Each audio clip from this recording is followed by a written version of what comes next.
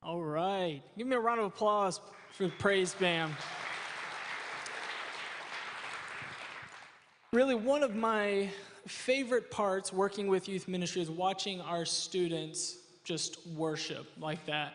Really special for us to watch that as leaders, watch our praise band go up there and do that each worship night. One of our goals with worship nights is this year to kind of bring in different elements or different speakers. You saw the video that kicked off tonight's worship night, trying to incorporate those kinds of elements into our nights. But tonight I also have a speaker that I'm very seriously doubting you have heard speak before. Matter of fact, I'm willing to bet all of Ashley's coffee mugs that you have never heard this speaker. So maybe one of you have, and I'm about to get rid of a lot of coffee mugs. So tonight's speaker is a pastor from the West Coast in Silverdale, Washington, and he is a former youth pastor down in California, former youth pastor in Washington, now a senior pastor in Washington, but he also just happens to be my father-in-law. So this is a very special night for me to hear from my father-in-law, you guys to meet him. Barry Bandera, if you want to go ahead and come on up, everybody give him a round of applause. Thank you. Thank you so much. I was a youth pastor for 20 years until God drugged me kicking and screaming to be a pastor with adults. But I was so excited to teach because I just still love teenagers. And so thank you for this opportunity. I just enjoyed your worship. You know what I really enjoyed? I enjoyed these guys over here singing. Can we give it up for these guys up here singing? And I noticed some up here too. I couldn't see in the back because I didn't want to turn around and look because that'd probably freak some of you out. But I don't know about you, but over the 20 years, I had probably 100 girls come up to me and go, Pastor Barry, when our guys are into worship, that is so attractive. Girls, would you agree with that? You're like, guys are confident enough in who they are. They're like, I'm going to worship my God. I'll tell you, guys, I'm just giving a little hint, okay? A little free advice. Girls dig it, all right? It is attractive. It is attractive. Anyway, so thank you for this opportunity, and I'm super, super excited. Repeat after me. God has a purpose. All right, let's try that one more time. Smack the person next to you. All right, here we go. Now, just for equal opportunity, hit the person on the other side now, okay? Now let's try it again. Repeat after me. God has a purpose in my preparation. Just girls, God has a purpose in my preparation. All right, men, God has a purpose. Did you like how low that was? That was cool. Try it again, guys. God has a purpose in my preparation. God is preparing you for a purpose. See, God doesn't do anything without a purpose. There's no randomness about God. Everything in the galaxy, in the universe, everything in your life has a purpose. God made you with a purpose in mind. You're no accident. There's no oops in God's language. Everything has a purpose. God says, and Job says this, that I know, God, you can do all things, and that no purpose of yours can be thwarted. God has a purpose. Proverbs 16, it says, the Lord has made everything for his own purpose. There's no accidents. Everything has a purpose. God will even take someone else's stupidity that has affected your life and will turn it for a positive purpose.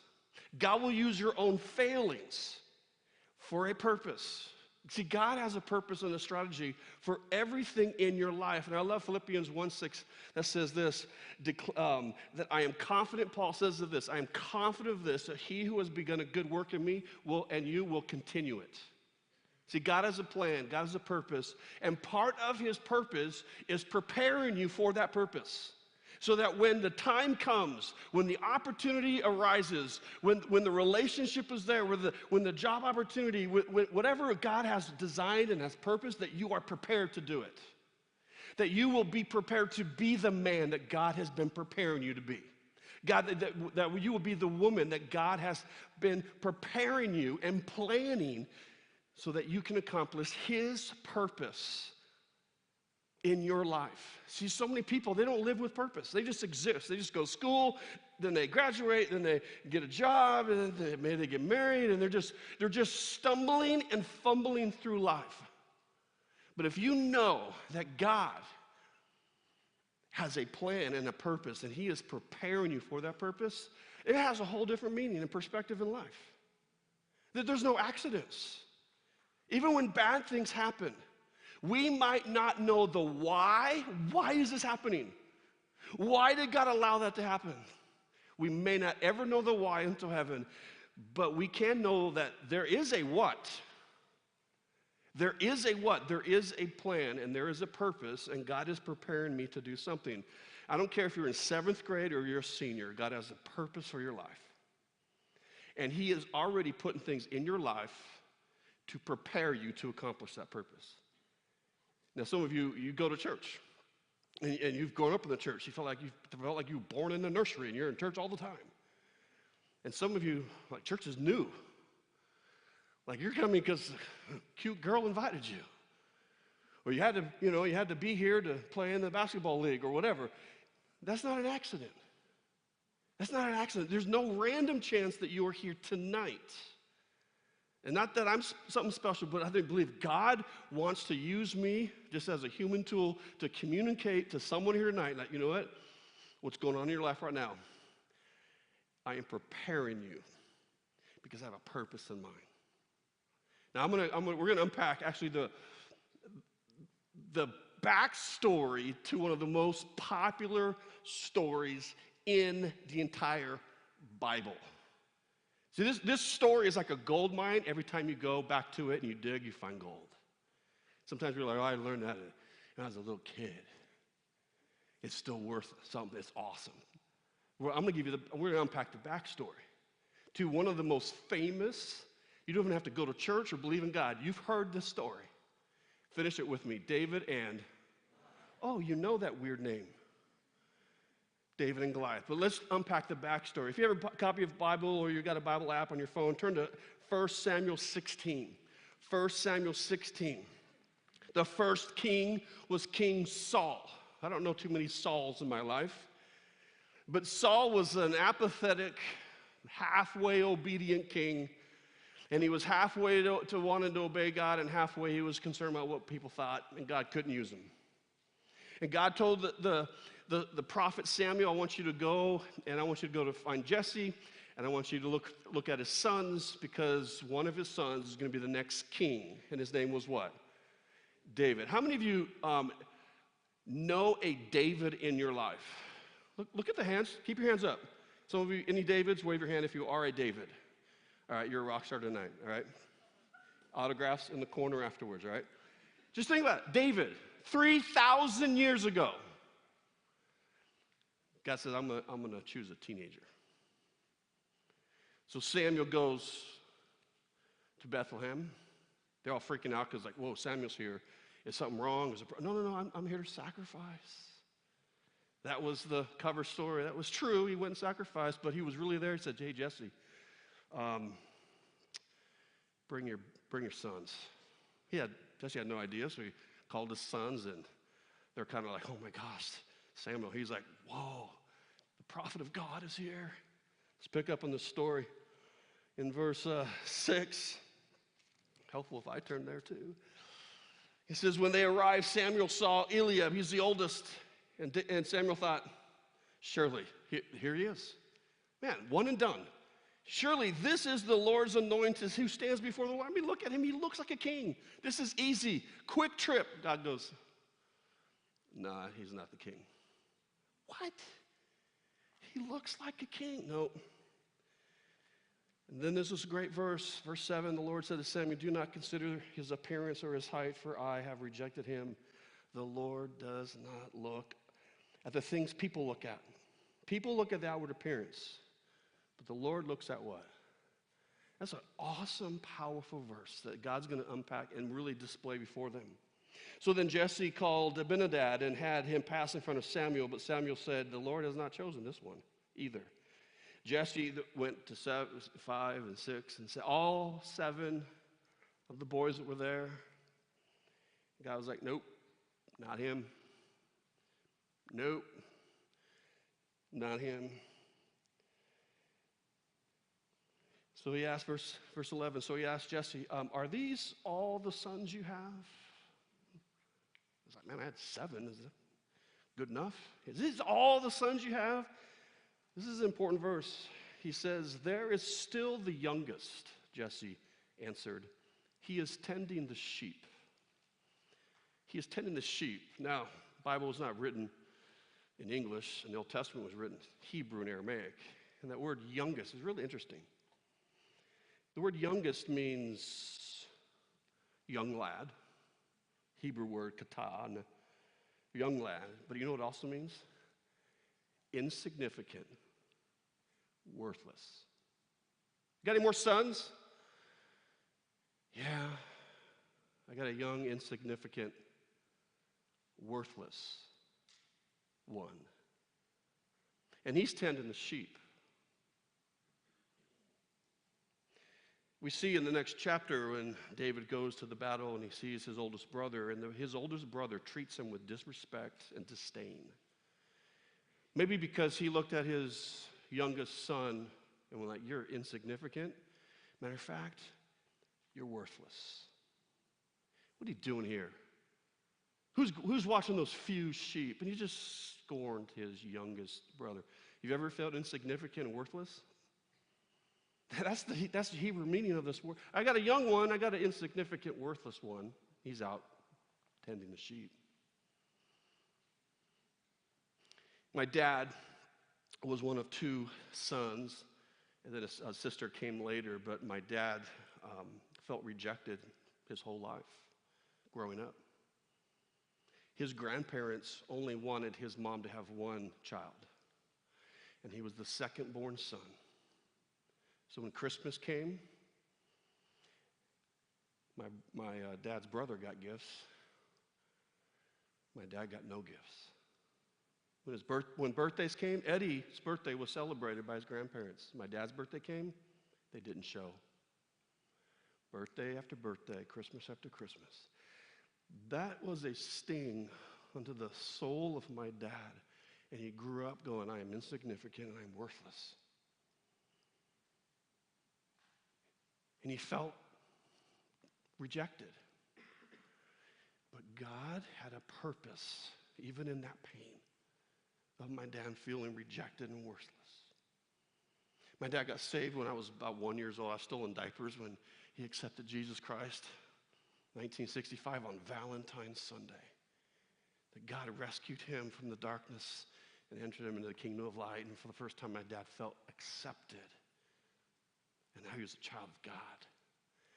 But God was preparing my dad because he had a purpose in mind.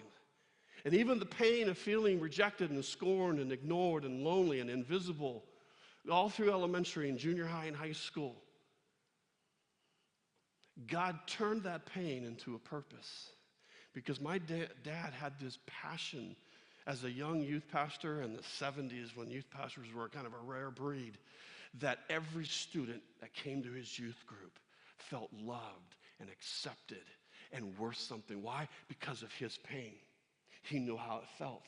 And God had a plan with that pain. He had a purpose with that pain. He was preparing him so that my dad grew a ministry out of nothing. And the reason why, it wasn't the program, it wasn't cool, it wasn't the lights, it wasn't the worship. It was because every student that walked in that door, it's like, someone loves me. I am noticed. And he made an impression on my life and my brothers and sisters' life that anybody that we came in contact with, they were valuable, they were worth something. And he was like, don't you dare ignore someone at school when you're in middle school. And don't you dare in high school look for someone who doesn't have a friend and reach out to them because of the pain of his past. You see, God was preparing him, even with pain, with a purpose in mind that not only impacted his life and his youth group, then it impacted my life and in all my youth groups. We had a huge target. We want to reach them with Jesus, but before many of them could come to Jesus, they had to feel loved first. They had to feel valuable first. You know what? Someone cares about me. You know where it all started? Back in the 1940s, before I was even thought of. See, God has a purpose in his preparation. So David was just the young one tending the sheep. Verse 11, tending the sheep. That was a boring chore. And you didn't have a pen in your backyard with a little fence and you just watch the sheep. Hey, how's the sheep doing? Here's some food. Shut up. No, they had to take him. He had to take him out over the hills and over that hills. And he was gone and he was by himself and it was boring. There was no TV. There was no, phone to be playing on or texting somebody. He was all by himself with sheep. Sheep smell, by the way. I mean, they stink. But he's all by himself, boring. He was lonely. God had a plan for that. God was preparing David in his boring chore. All right, David and Goliath. What did David use to kill Goliath?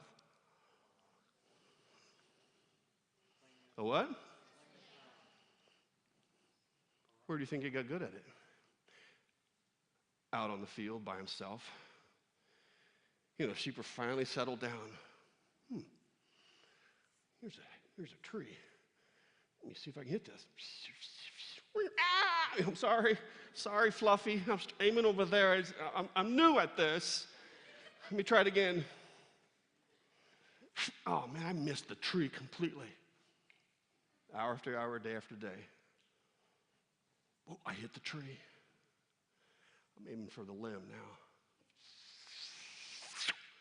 Missed it. Day after day after day after day. Until this teenager became an expert with a slingshot. You could have viewed it, this is a boring job. No, God was using it to prepare him because he had a purpose in mind. He had a plan in mind, but he needed to be prepared. Sheep, also a challenging chore. Not only do they stink, they're stubborn little suckers. They're stubborn and they're ornery and they're stupid. I mean, they really are, okay? And we can't laugh too much at sheep because they're smelly, stupid, and dumb and stubborn because God calls his people what? Sheep. Ooh. It's not a compliment. But it was hard. And in this challenging job, because they just would not settle down, they get scared so easily, they maybe all finally settle down, and then one little sheep would step on a twig and would snap, and the whole herd, and take off, like, come on back. And they're stubborn, like, no, don't cross that creek because it's dangerous over there, and there's always sheep going. Not that you and I would ever do that. It was a challenge. No, it was boring, but it was a challenge. And David could have had an attitude. He could have attitude with his brothers, like, stupid brothers, why aren't they out here helping me? David could have had an attitude with his dad. I don't like my dad because he makes me do this boring, challenging chore. He could have been having an attitude against the sheep. You're stupid. I don't like you, Fluffy. Get away. Was the dad gonna know? He could have an attitude like, I hate you. You're insignificant. You're a waste of my time. I deserve better than this. But David didn't have that attitude. David didn't have that attitude. See, when his dad called him and said, hey, David, I want you to go to the battlefield. I want you to go out where the battle is, and I want you to take your brother some cheese and crackers. In chapter 17, if you turn over there to verse 20, it says, early in the morning, David left the flock in the care of a shepherd. See, he took his boring, challenging chore, he took it seriously. He took it seriously. God was preparing him because God had a purpose in mind. And you may have an attitude of like, I can't believe I got to do this chore. I got stupid homework, and you make fun of your teachers and you're like, and whine and complain. God goes, I'm watching. I'm watching how you're handling these stupid chores. I'm watching how you're handling your situation that I have purposely put you in. Because God was watching David.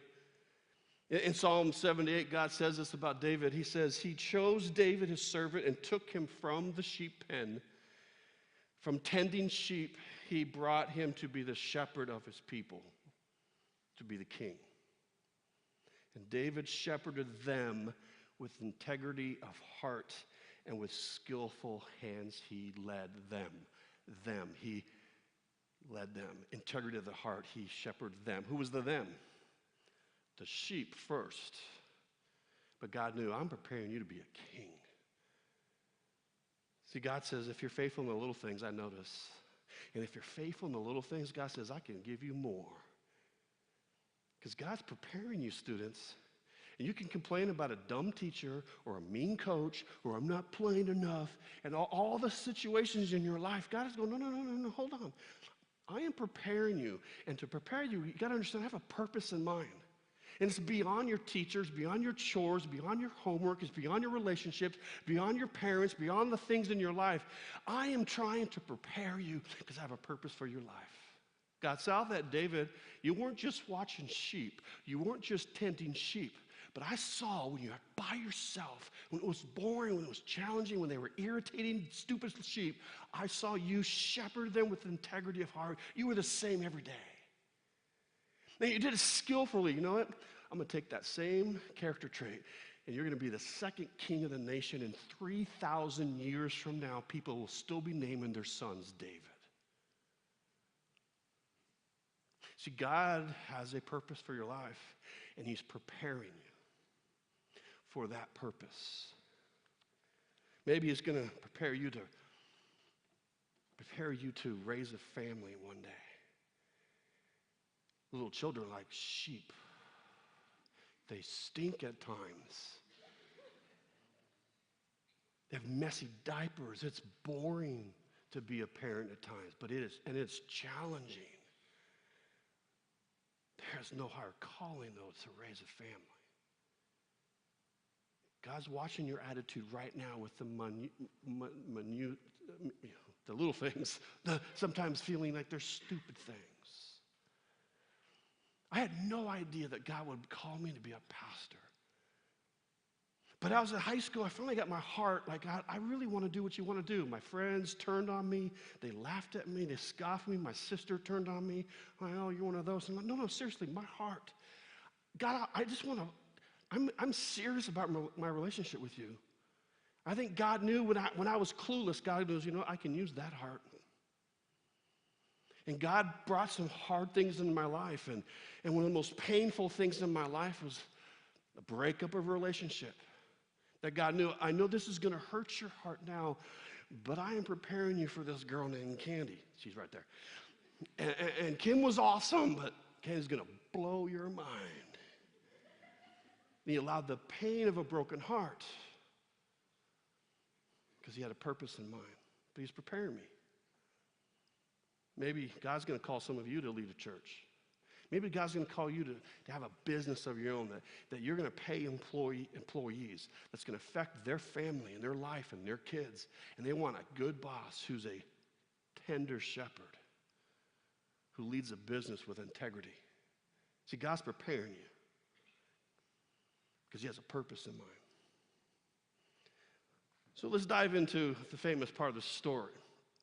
David gets to go. Dad says, I want you to go see your brothers, see how the battle's going. Here's some Ritz crackers and some spread cheese, and it's in the Hebrew if you look carefully. And he says, I want you to go there. And he goes all excited here and take care of the sheep because this is responsibility. Those are my babies. And so he goes there and he sees this almost 9-foot something giant, this huge guy yelling over the valley, going, mocking God and calling the Israelites out. And the Israelites would run in fear. And David's watching all this going, what's up with that? And he gathered around and goes, that's wrong.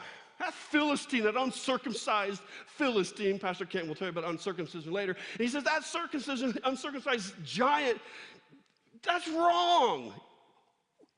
What will happen to the person who takes him out? All the guys were like, whoa. He was calling for a champion. And David, as a teenager, 14, 15, maybe 16 years old, took his relationship with God seriously. Wait a second, my God's being mocked. Something must be done. Who's going to do something? Oh, nobody? Well, what will happen to whoever takes him out? Well, word spreads through the camp that gets back to King Saul. Hey, there's someone that's ready for the challenge. There's a warrior that's willing to go fight Goliath. And Saul's like, finally. Because he was a wuss. I'm sorry. Saul was a wuss. He was taller than everybody, bigger than everybody, and he didn't want to do it. But he hears word, hey, there's someone coming. Bring him up to the tent of the king. This is hilarious.